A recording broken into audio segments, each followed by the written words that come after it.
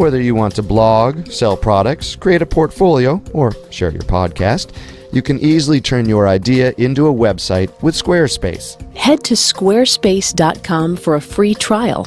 And when you're ready to launch, use the offer code HISTORICAL to save 10% off your first purchase of a website or domain.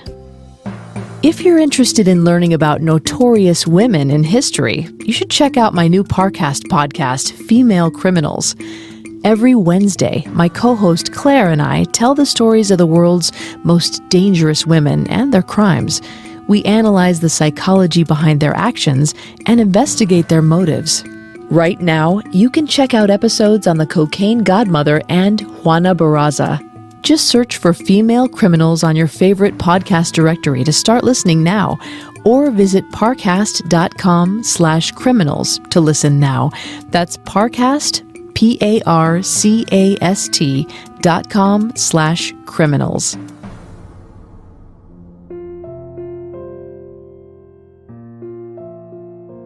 I'll be a poet, a writer, a dramatist. Somehow or other, I'll be famous. And if not famous, I'll be notorious. Or perhaps I'll lead the life of pleasure for a time, and then, who knows, rest and do nothing. What does Plato say is the highest end that man can attain here below? To sit down and contemplate the good? Perhaps that will be the end of me too.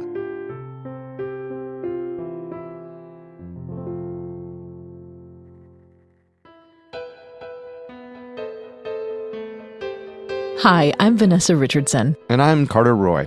Welcome to Historical Figures. Every Wednesday, we discuss a different person's lasting historical impact, unique personality, and impression on the world around them. Our audio biographies cover big lives, but we like to focus on the little-known facts. And today we'll be pulling the curtain back to get a better look at renowned playwright, artistic icon, and political martyr, one of the world's most quoted and celebrated authors in the world, Oscar Wilde. If you want to listen to any previous episodes, you can find them on your favorite podcast directory. And while you're there, we'd really appreciate if you could leave a 5-star review. Now, the life of Oscar Wilde. Just as he predicted, he would, in fact, achieve worldwide fame for his prolific writing career and notoriety for his public scandals, the details of which would be his tragic downfall.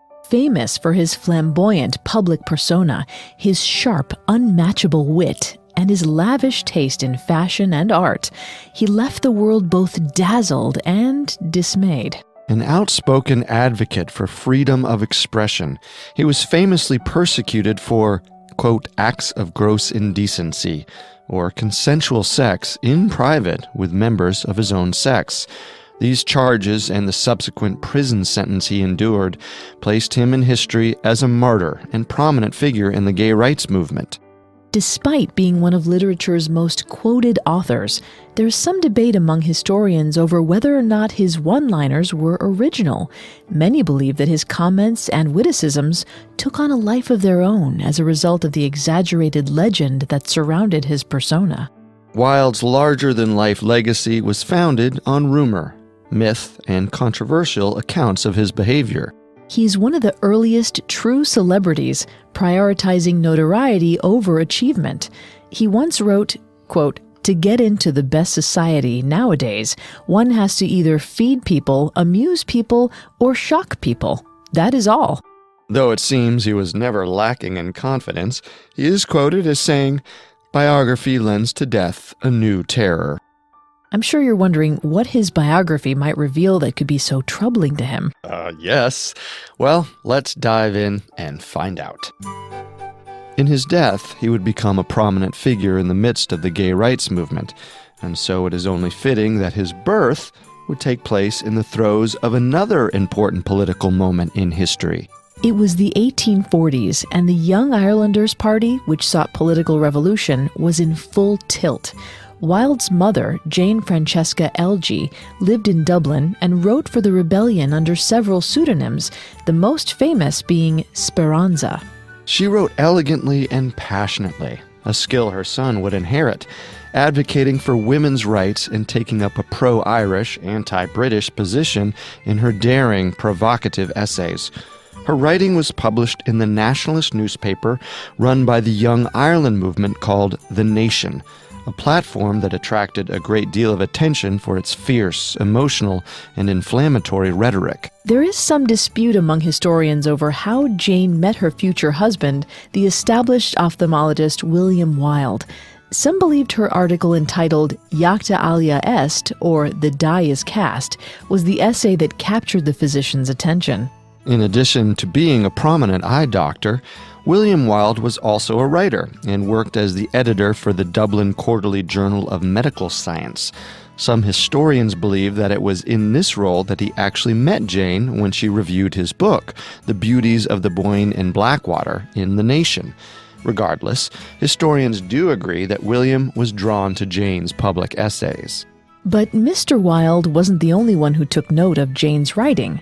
Jacta alia est was a brazen call for riot and rebellion against the government, which did not go unnoticed. The Castle of Dublin shut down the newspaper and brought its editor, Charles Gavin Duffy, before the court on charges of sedition and high treason.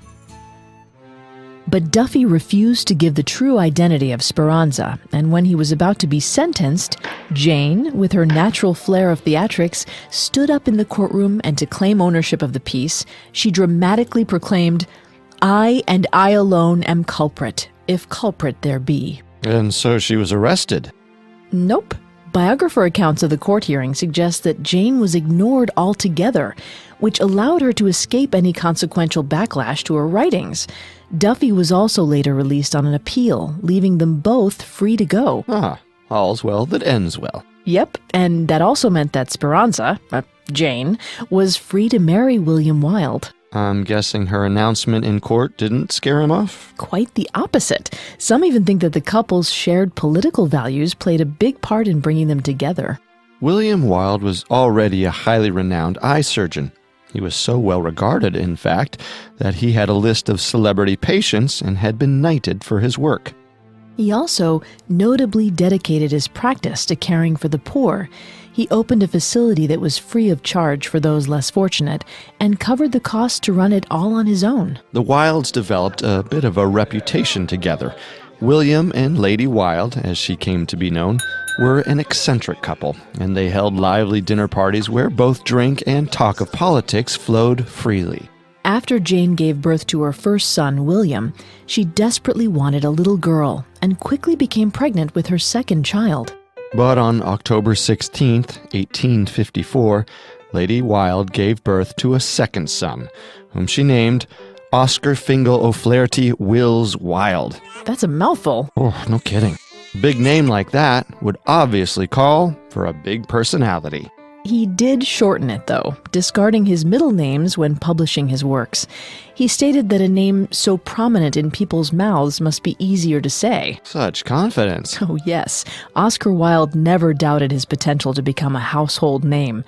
But before he became the verbose poet, watched by the entire world, he first had to grow up under the watch of his mother. Something tells me it was a bit of an unconventional childhood. You can say that again. Lady Wilde was indeed an eccentric mother. In fact, she spent a great deal of time creating the identity she wished she had. She would, for instance, change her age as it suited her and told people that she was a descendant of Dante, which is unfounded. Many historians believe she even Italianized her middle name from Francis to Francesca to help make this claim more believable.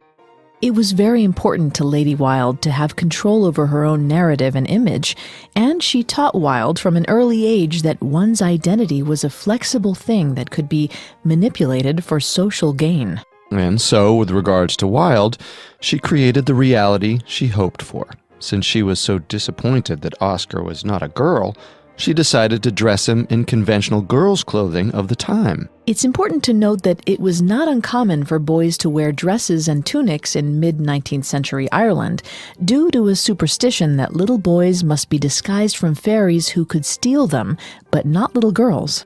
What made the outfits Wilde's mother chose for him stand out were the velvets, frills, and lace trim, which was more typically reserved for the girls' clothing. There's even a famous photograph of Wilde at the tender age of 2 in a velvet dress with a full skirt and lace trim. When Wilde was 3 years old, his mother finally gave birth to a daughter, Isola Francesca Emily Wilde, who likely wore Wilde's hand-me-down dresses. Lady Wilde once wrote to a friend, "Little Isola is rapidly taking her place as pet of the house." Lady Wilde educated her children from home. She read them young Irelander poems and inspired in Oscar a deep hunger for all sorts of literature, and the two formed a strong bond. Wilde said, "All women become their mother, and that is their tragedy. No men do, and that is theirs."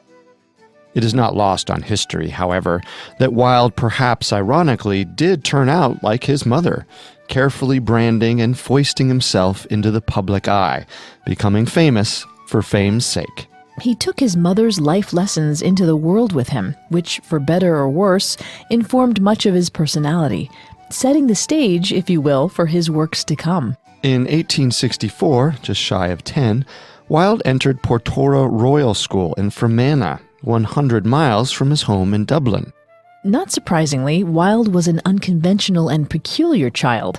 Striving for a distinguished look, he put great care into his attire. Most distinctly, it is rumored, that he chose to wear a black silk top hat as part of his daily ensemble, despite the fact that such a hat was typically reserved for Sundays. More academic than athletic, he found it hard to bond with the other students, refusing to take part in sporting activities. His lack of skill likely contributed to his contempt for sports, as he once stated, quote, "I never liked to kick or be kicked." His sensitivity and peculiarities made him an oddball at Portora, but he had as little interest in socializing with his fellow students as they had with him. He much preferred to be left alone with a good book or to surround himself with the beauty of the world, rowing on the lake to watch the sunsets and picking flowers. But all the beauty he surrounded himself with was not enough to keep out the ugliness of life. In 1867, his younger sister Isola passed away suddenly from a fever at the age of 10, a loss that the 12-year-old Oscar felt very deeply. He expressed his grief in writing and commemorated her life in a simple, stylistic poem called Requiescat. The poem read, quote, "Tread lightly, she is near, under the snow. Speak gently, she can hear. The daisies grow, all her bright golden hair, tarnished with rust. She that was young and fair, fallen to dust." The doctor who treated Isola made note of Wilde's pain, referring to it as, quote, "lonely, inconsolable grief." He also noted that Wilde frequently visited his sister's grave and kept a piece of his sister's hair in a locket close to his heavy heart. At age 16, he was the top classic student in his last 2 years at Portora, and when he graduated in 1871, he was awarded the Royal School Scholarship to attend Trinity College in Dublin. Wilde did not believe his acceptance to Trinity College was much of an accomplishment. He felt that his drinking and fighting classmates were below him, ruffians who had little to offer in terms of academic competition or friendly companionship. He did little to endear himself to them. Though Wilde remained the butt of the joke to many of his peers at Trinity, he is said to have developed a new tactic for dealing with him at the university. On one infamous day, Wilde shared a poem that he had written at a class symposium. The emotional, heartfelt reading of the piece touched a number of his peers, except for one. The class bully was not impressed.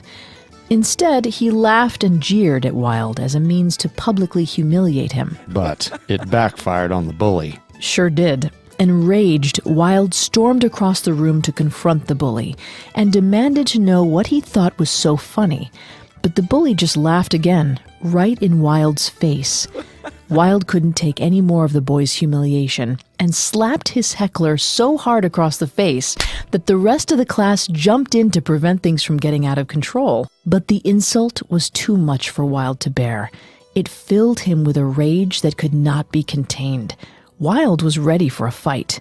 The boys convened behind the school before the end of the day to see the brawl. Everyone was eager to watch, but no one was willing to bet on Wilde. Much to everyone's surprise, Wilde took the bully down. Wilde brought a surprising aggression into the fight with him and knocked his opponent out before he could take one swing. Wilde kept at it, beating the bully until it was clear that he was the victor. A pivotal day for Wilde. This fight inspired a whole new confidence in him, which extended into his academics. After this confrontation, he returned to his studies invigorated and his grades soared, showing unprecedented improvement. It seems that all he needed was one win to prove to himself that he could succeed at whatever he set his mind to. Perhaps more so than this fight, others, and even Wilde himself, credited his success at Trinity to his mentor.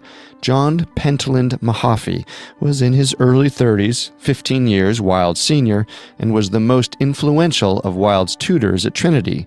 Mahaffy had studied at Trinity, lived in Greece, and studied abroad with various tutors, but returned to Trinity and stayed on to teach, dedicating much of his life to the school. A gifted conversationalist and social climber, his sensibilities were a perfect match for young Oscar Wilde. Wilde referred to Mahaffy as his, quote, first and greatest teacher, under whose tutelage Wilde exceeded all expectations, earning accolades and honors of the highest degree, including a foundation scholarship and a Berkeley Gold Medal for his achievements in Greek studies. Wilde said, quote, "It is a sad thing to think of, but there is no doubt that genius lasts longer than beauty. That accounts for the fact that we all take such pains to overeducate ourselves." Mahaffy thought that Wilde was even brighter than he had been as a student when he attended classes at Trinity roughly 1 decade earlier. Because of this, it was at Mahaffy's encouragement that Wilde left Trinity College after 2 years of study to attend school at Oxford. He was awarded the Demi Scholarship to study at Magdalen College at Oxford. Wilde entered Magdalen College at Oxford in 1874, the day after his 20th birthday, and it was here that Wilde finally found a space that was meant for him. He found Magdalen not only suitable for him to grow in, but to truly thrive. Wilde said, quote, "I was the happiest man in the world when I entered Magdalen for the first time. Oxford was paradise to me." In his time at Oxford, he transformed himself from the timid, scholarly young man so easily bullied at Portora into the bold fashionista and bon vivant that we remember him as today. Here he plunged into the world of fashion and developed his tastes, which included a love for brown velvets, furs, derby hats, and most famously, a green tie. His outfits attracted great attention, if not for their impressive style, then for the amusement to those around him. He threw extravagant and lively parties, sparing no expense in treating his guests, which often left him in debt. But it was here, at these parties, that Wilde began to cultivate his brand as a conversationalist, defined by his piercing wit and performative behavior. Becoming one of the most quotable authors in the English language would not come without some effort. Wilde did not simply slip his quips into conversation as he thought of them. No, biographers frequently note that Wilde was rumored to plan and rehearse his party repartee in order to time his comments for the greatest comedic effect. He was carefully designing his public persona and always calculating the best way to capture the spotlight. He put great care into filling his life with decadence, and he decorated his room with peacock feathers, flowers, and famously blue china, whose elegance moved him so deeply that he would often lament his inability to live up to them. He said, quote, "Beauty is a form of genius, is higher indeed than genius, as it needs no explanation. It is one of the great facts of the world, like sunlight or springtime. It cannot be questioned. It makes princes of those who have it." In the 1860s, 10 years before Wilde set foot in Oxford, a group of men began to articulate their appreciation for beauty. They rebelled against what they viewed as the stifling, conservative values of Victorian England. This group became leaders of what was known as the aesthetic movement. At its forefront were English artists, designers, and writers of the 1860s, most notably John Whistler, Dante Gabriel Rossetti, and William Morris. These men railed against modern industrialism, which resulted in the dehumanization of design. According to John Ruskin, a famous critic of the time, Ruskin came to be very instrumental in Wilde's development as an aesthete. The rise of no other party could have coincided better with the rise of Oscar Wilde than the aesthetic movement. It was a provocative intellectual and artistic movement that focused more on the pursuit of beauty and prioritized the physical allure of something over its potential for deeper meaning. The movement spread radically throughout Europe with the same spirit of the liberation movement in 1960s America and attracted all sorts of craftsmen, including musicians, architects, painters, metalworkers, and furniture makers. Coined by French poet Théophile Gautier, the movement's mantra became art for art's sake and proposed that music, literature, paintings, and so on should be purely pleasurable on their own and enjoyed in the moment. One of the main tenets of aestheticism was that life should imitate art and not the other way around. It was a movement most suited to the ornate lifestyle of Oscar Wilde. Despite the disparaging critics who ridiculed the movement as tedious and shallow, Wilde took to it like a fish to water and soon established himself as a leading man of its philosophy. He studied its principles under Walter Pater and John Ruskin, both of whom inspired Wilde with their own takes on aestheticism. Pater gave Wilde a deep appreciation for art, and Ruskin colored it with meaning, preaching that the beauty of art should offer some benefit to society. Wilde studied at Oxford under Ruskin, the 35-year-old professor of fine art. In 1875, Wilde joined Ruskin's Hinksey Road project and traveled to Italy with a group of fellow undergraduates. There he attended Ruskin's lectures on the topic at the Aesthetic and Mathematics Schools of Art in Florence and participated in a project to clean up a broken-down road, lining the edges with freshly planted flowers. It was a work of art that upheld Ruskin's philosophy about improving the community with art. Though he enjoyed camaraderie with Ruskin, their approach to aestheticism varied and eventually drove them apart. Ruskin believed in placing a moral value on art, and Wilde strongly disagreed. In addition to establishing his own distinct personal style, Wilde also spent his years at Oxford from 1874 to 1878 developing his voice as a creative writer, the same voice that would secure his position as a literary legend long after his death.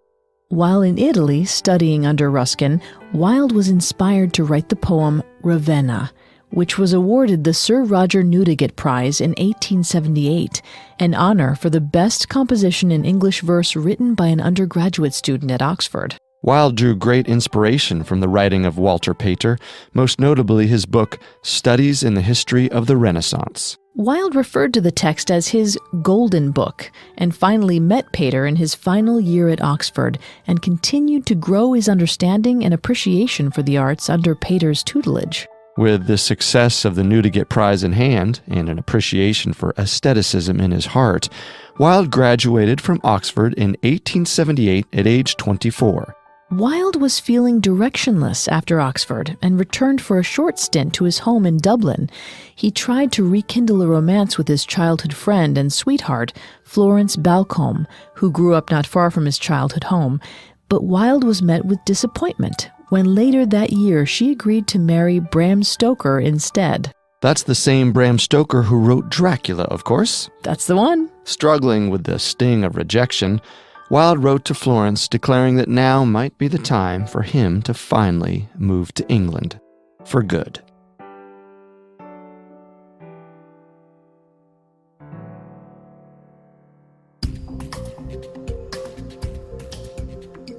Here's something we've been using at Parcast. When you're ready to start your new business, you want to make sure your website looks great. Make your business stand out with Squarespace. We use Squarespace for our Parcast Network website, and I may be biased, but it looks great. You won't believe how easy it is to add blog posts or upload new episodes. We do it all in just a few clicks. Everything is customizable, so your website is exactly as you imagine it. And it is automatically optimized for mobile, so visitors won't have any trouble checking out your website from their phones. You never have to worry about installing, patching, or upgrading anything. But if you do have a question, the Squarespace customer support team is always available to help. Start your legacy today with Squarespace. Head to squarespace.com for a free trial, and when you're ready to launch, use the offer code HISTORICAL to save 10% off your first purchase of a website or domain. That's squarespace.com, offer code HISTORICAL. And while you are setting up your new website, you should listen to Vanessa's newest Parcast podcast, Female Criminals. When you think of a criminal, what do you picture? Do you picture a murderer, a gangster, a thief? Do you picture a woman? Probably not. Every Wednesday, my co-host Claire and I dive deep into the lives of the world's most notorious female criminals and analyze the stories and motivations behind their dangerous crimes. You can listen to episodes on the Cocaine Godmother now. And with a new episode every week, you can expect to hear episodes on Eileen Wuornos, Bonnie Parker, and many more. Be sure to subscribe so you never miss an episode. Search for Female Criminals on your favorite podcast directory. Listen and subscribe. Or visit parcast.com/criminals to start listening now. That's Parcast, PARCAST.com/criminals to listen now. Now, let's get back to our story.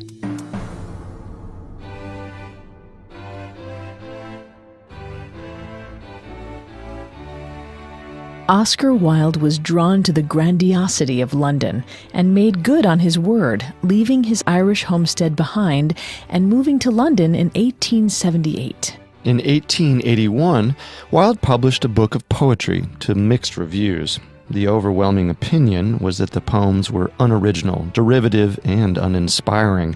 Many did not believe that the work lived up to the reputation that the writer behind them had created for himself.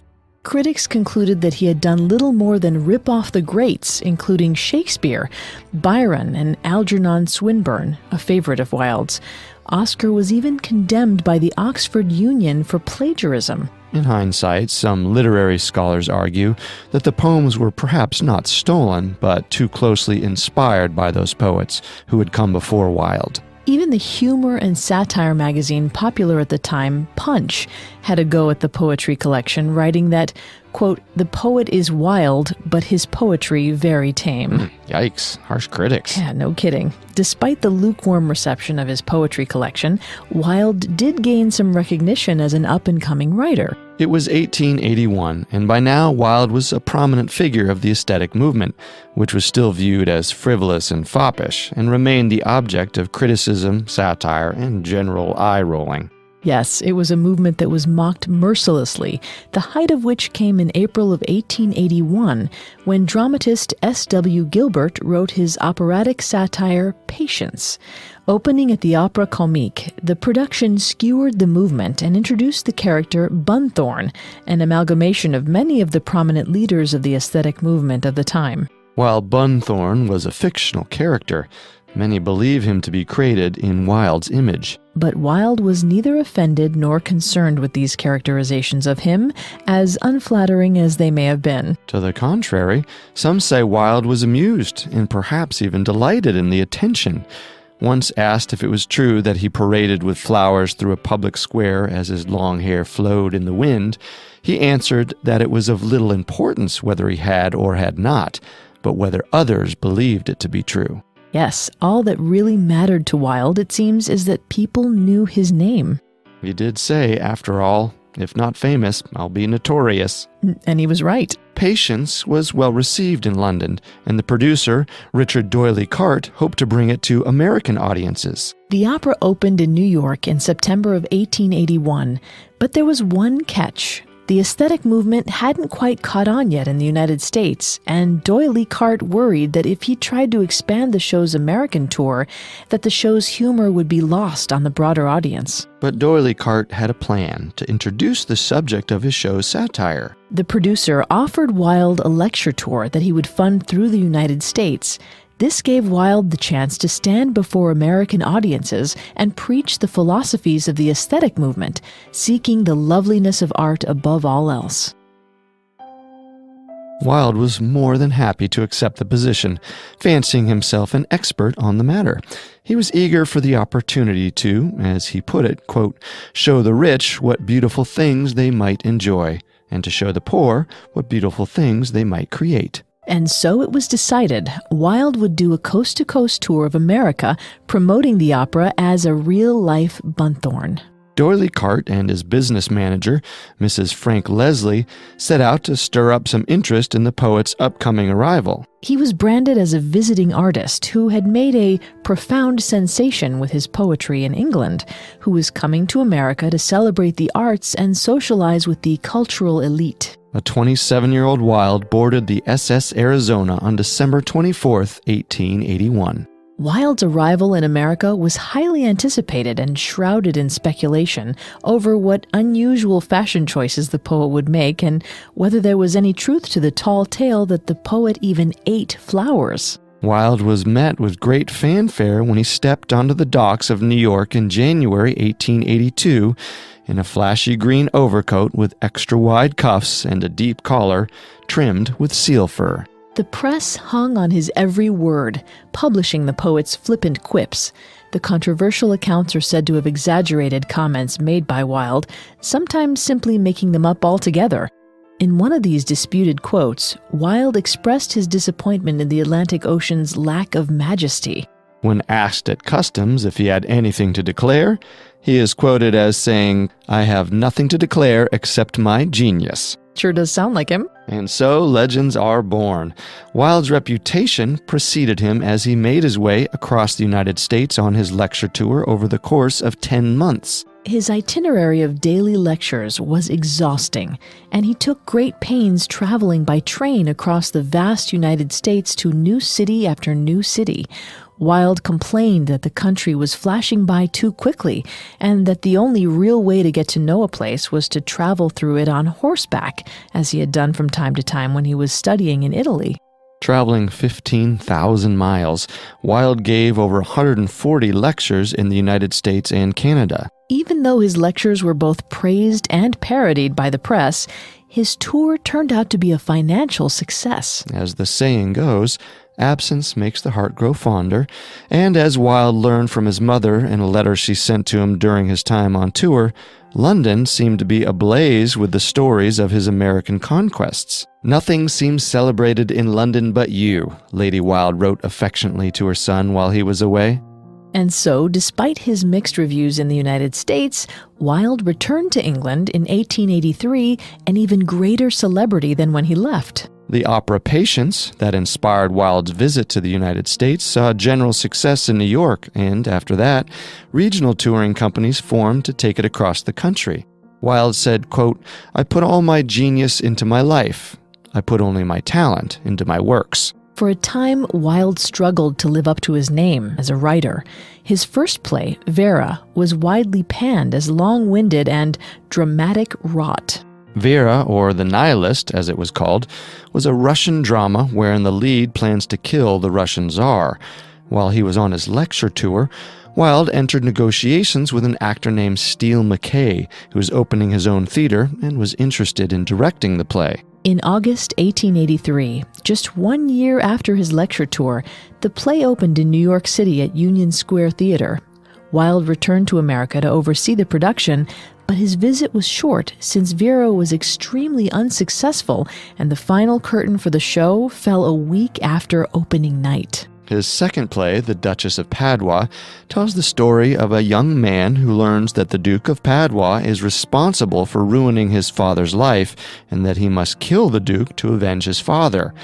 Wilde was unable to attach worthy talent, and the play wasn't produced until 1891. Very much in need of money, Wilde took up another British lecture tour of over 150 speaking engagements, though they did not pay as well as his American tour.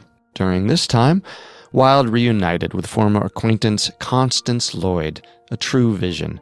Known for her signature chestnut brown hair, Wilde met Constance by chance when he and his mother were visiting friends in London 2 years earlier in 1881. Constance was from a respectable family in Dublin, but her parents were unhappily married. Her father was a rumored womanizer and was often away from the family. This left her mother bitter and emotionally unavailable to her children, who in turn became closer to one another. Constance was closest to her brother Otho. When Wilde first met Constance in 1881, he confided in his mother immediately that he could imagine marrying her. Lady Wilde thus began to establish a courtship between the two, setting them up on tea dates and the like. Constance was well-read and enjoyed Dante and Keats just like Wilde, and she studied music and painting and was passionate about social reform. The two shared a great love for the arts and were both quite smitten with one another, but their early courtship was interrupted by Wilde's travels to the United States for his lecture tour. But now, in 1883, as he returned from his travels abroad, the timing was right. Despite his ongoing British lecture tour, they continued their courtship, sending romantic letters professing their hopeless love to each other. Lady Wilde and Constance's brother Otho were both very supportive of the relationship and were delighted at the news of their engagement. The two married with pomp and circumstance on May 29, 1884, and settled shortly thereafter in a neighborhood in Chelsea, England. After only a few months of marriage, Wilde accepted another lecture tour and gave talks on aestheticism titled The Value of Art in Modern Life and Beauty, Taste, and Ugliness in Dress throughout York, Bristol, and Leeds. Constance wrote to him, lamenting that his tour kept their lips from kissing, and Wilde returned from the tour to find Constance pregnant with their first son. On June 5, 1885, Constance gave birth to Cyril, and just 8 months later, she became pregnant again. She gave birth to their second son, Vivian, on November 3, 1886. Wilde delighted in the births of his two sons and was very involved as a father, but he found the added financial burden to be quite heavy. He took writing gigs as a book critic and covered for the editor of Vanity Fair when he was away on vacation. In 1887, Wilde took up the post of editor of Ladies' World magazine, and while it afforded him a steady paycheck, the job may have had more appeal to Wilde than just offering a stable income. Wilde intended to transform the magazine from what he referred to as a vulgar, trivial, and stupid production into the recognized organ for the expression of women's opinions on all subjects of literature, art, and modern life. Always the wordsmith. He used the magazine as a platform to promote his ideals and tackled topics of fashion and women's education. A firm believer in women's equality, he felt it was high time that women should be able to take their rightful place alongside men, not behind them. He joined the popular debate surrounding dress reform as part of the fight for women's equality, which fought to free women of their painful and restricting corsets and heavy petticoats, allowing them the same liberties and comfort that men had. In his belief that restrictive women's clothing was in part to blame for holding women back in society, he became a chief advocate of pants. Pants? That's right, or rather, as they were called at the time, a divided skirt. Go on. The idea of women wearing trousers was so scandalous and offensive at the time that a compromise was suggested. Let me guess. Pant legs that were so wide they looked like a skirt? You got it. It was a look that Constance helped popularize as she herself participated in the Rational Dress Society, sporting the divided skirt as proof that it too could be elegant and flattering. It would not be until long after Wilde's death that pants would become popularized among women's fashion. Always so ahead of his time. But Wilde was fast approaching his time to shine. Wilde grew tired of the repetitiveness of marriage and was displeased with the ways that pregnancy and domestic life changed Constance. He loved her very much, but grew dissatisfied in their marriage.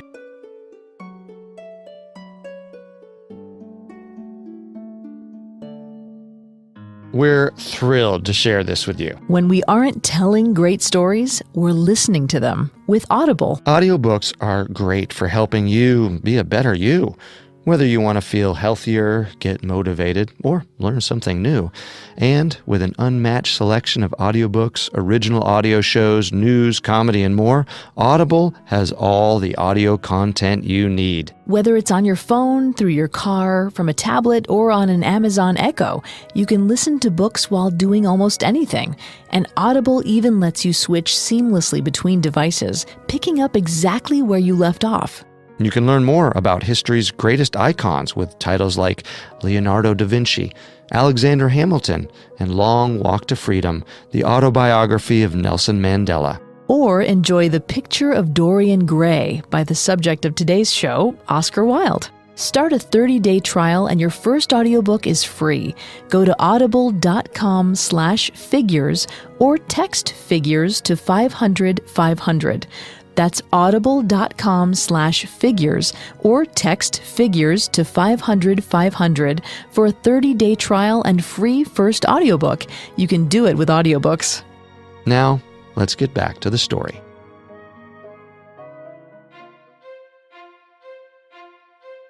Historians cannot confirm exactly when or how a young man named Robert Robbie Baldwin Ross entered Wilde's life. Ross was from a prominent Canadian family who moved to England to study at King's College in Cambridge. As an openly gay man, he was bullied out of school in Cambridge and eventually moved to London to become a journalist. The details are disputed, but Ross soon became a close family friend, boarding with the Wildes and keeping Constance and the boys company when Oscar was on the road touring. Ross was open about his sexuality and same-sex preferences and recognized in Wilde the same desires. Many historians say it was Ross who first seduced Wilde and was his first male lover. Finally in touch with his true feelings and desires, Wilde felt liberated and inspired. He entered into a period of robust creativity. While he was still working as editor of Ladies' World magazine in 1888, he experienced a burst of intense creative inspiration. Over the next 7 years, he would feverishly write almost all of his most notable works of literature. In 1888, at the age of 34, he published a collection of fairy tales called The Happy Prince and Other Tales, to generally favorable reviews, though many of the tales in the anthology were not intended for children. He then set to work on writing his first and only novel, The Picture of Dorian Gray. The novel was inspired by a conversation that Wilde himself had with an artist. While paying a visit to an art gallery, one day, Wilde admired a young man's portrait and lamented that it was a shame someone so attractive would have to grow old. Offhandedly, the painter agreed, saying it would be much better if the painting were to age instead of the young, handsome subject. And so inspiration struck. The novel followed young Dorian Gray, who struck his own Faustian bargain when he made a similar wish. Dorian wanted his portrait, rather than his own face, to wear the weathered signs of his age.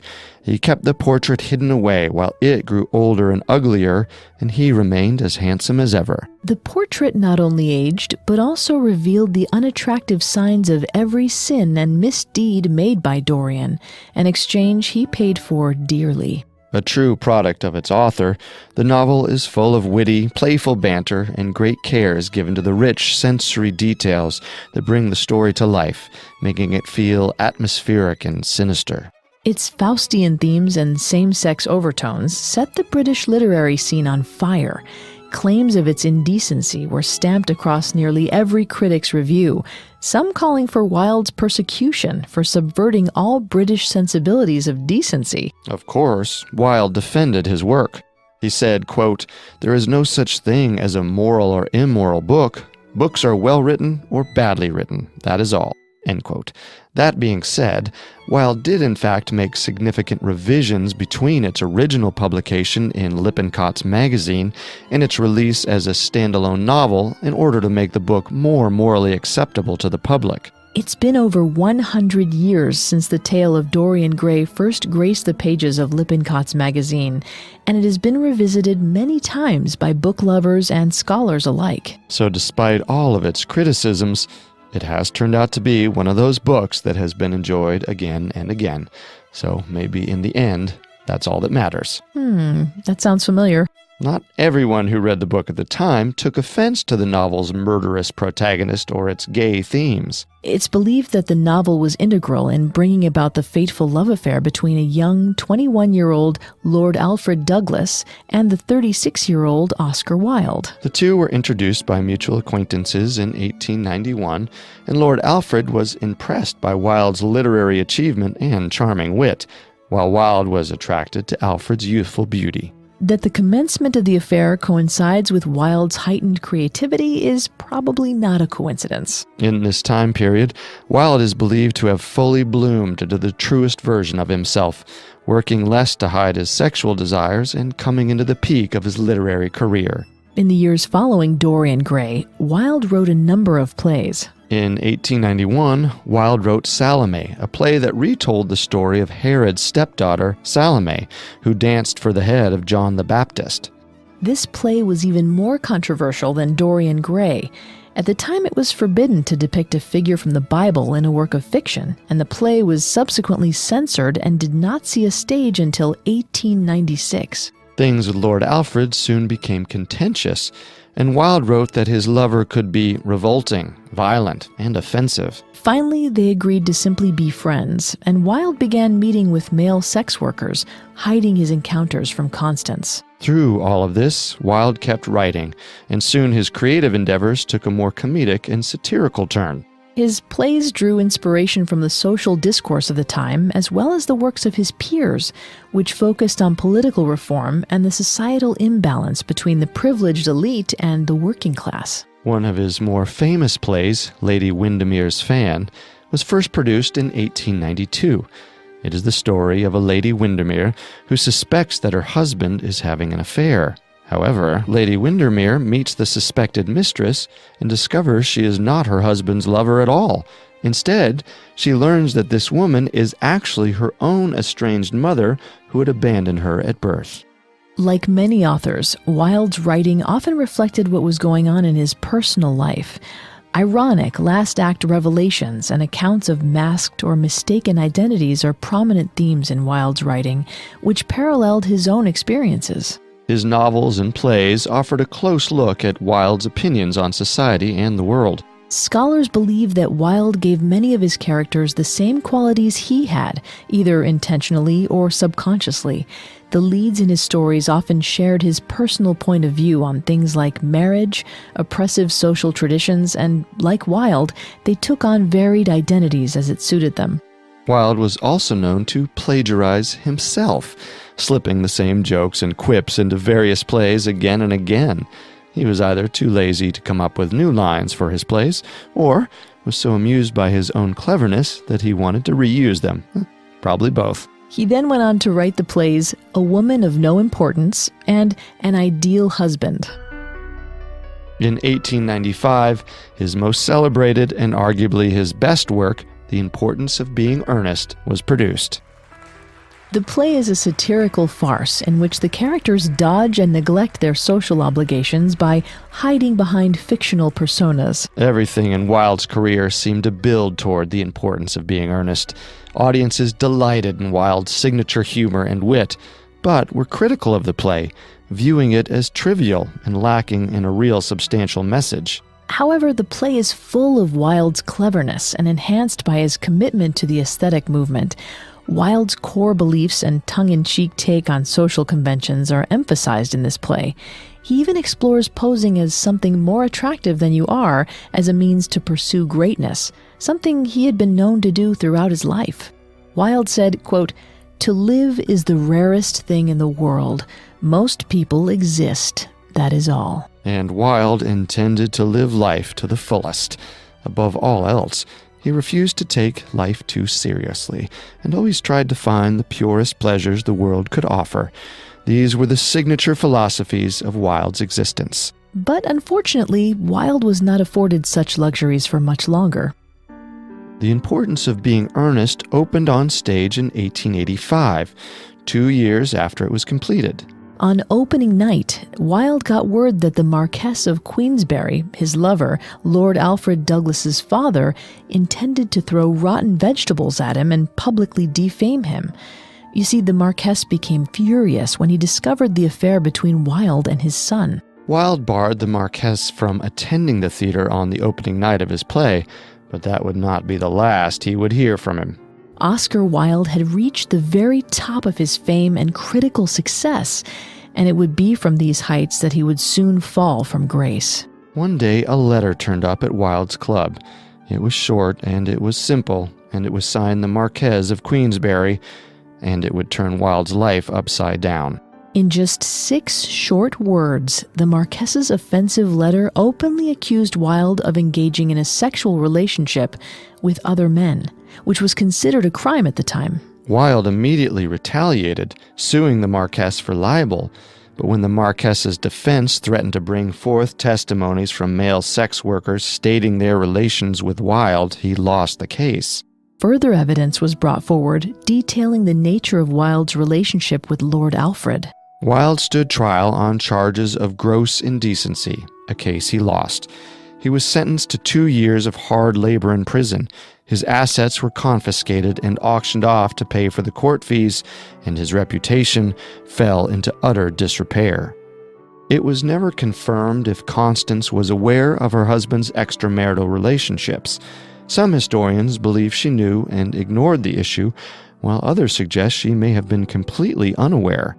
Constance and their 2 sons eventually took the last name Holland to disassociate themselves from Wilde and his scandalous downfall. Prison conditions were dreadful, and Wilde suffered a great deal, sleeping on a plank bed without a mattress and spending many hours a day walking on a treadmill as part of his sentence. While serving his time, Wilde penned the 5,500-word love letter De Profundis to Lord Alfred Douglas. The letter is at once bitter and passionate, filled with remorse and longing. The poor living conditions and hardships of prison left Wilde in bad health, and he emerged in 1897 at age 43 after his release with one singular possession, his letter to Douglas. His spirit and his career never truly recovered from the scandal, and his body never recovered from his time served in prison. He settled in France, moving into the Hôtel d'Alsace in Paris, and briefly reunited with Lord Alfred Douglas. Wilde passed away in exile on November 30th, 1900, of meningitis at the age of 46. He was buried in Cimetière de Bagneux. In 1909, his remains were moved to the French National Cemetery, au Père-Lachaise in Paris, where he still rests today. An angel sculpture was added to his burial site in 1909, and for decades has been the destination of many devoted fans who come to pay their respects to the poet and playwright with a kiss, leaving it marked with hundreds of lipstick kisses. In 2011, a glass was installed around the tomb to preserve it from damage. As recently as 2017, with the implementation of the United Kingdom's Policing and Crimes Act, which moved to exclude same-sex acts from criminal behavior, Wilde was pardoned, along with 50,000 other men who had been persecuted. His criminal record has been wiped clean. Wilde said, quote, "All authority is quite degrading. It degrades those who exercise it and degrades those over whom it is exercised. Disobedience is man's only virtue. It is through disobedience that progress has been made, through disobedience and through rebellion." Along with his famous contributions to the literary world, it is also this rebellious spirit that we celebrate and honor when we pick up one of Wilde's famous literary works. A champion of honest self-expression, he was a man who bucked at conventions and scoffed at authority. Wilde's literary contributions are sometimes viewed by scholars as somewhat flawed or imperfect, as they contain arguably meandering or underdeveloped superficial plots. Despite such criticism, they have certainly endured the test of time, and audiences still enjoy them for their clever witticisms and for their honesty. Yes, they were honest and true to who Wilde was, and offer an unencumbered view of the world through his eyes. Wilde once said, quote, "If one cannot enjoy reading a book over and over again, then there is no use in reading it at all." And of course, they have been reread many times over, stacking up to even Wilde standards. Indeed they have. And while there remains some mystique to the legend that surrounds the life and death of Oscar Wilde, one thing is absolutely certain. Just as he predicted, he did become famous. He even became notorious.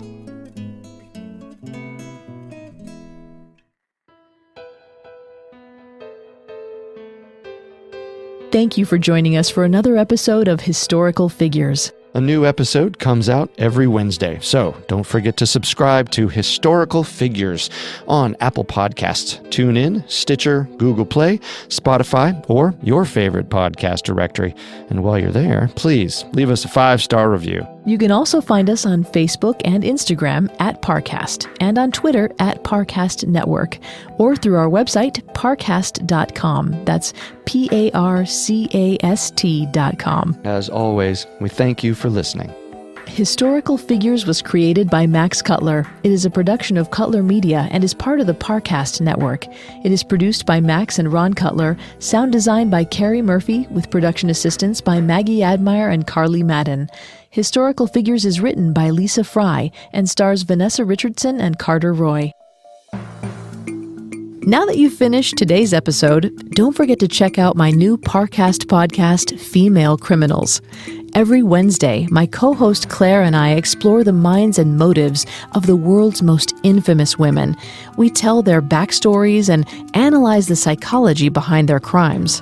You can check out episodes on the cocaine godmother and Juana Barraza, the wrestler turned serial killer. Just search for Female Criminals on your favorite podcast directory to start listening now, or visit parcast.com/criminals to listen now.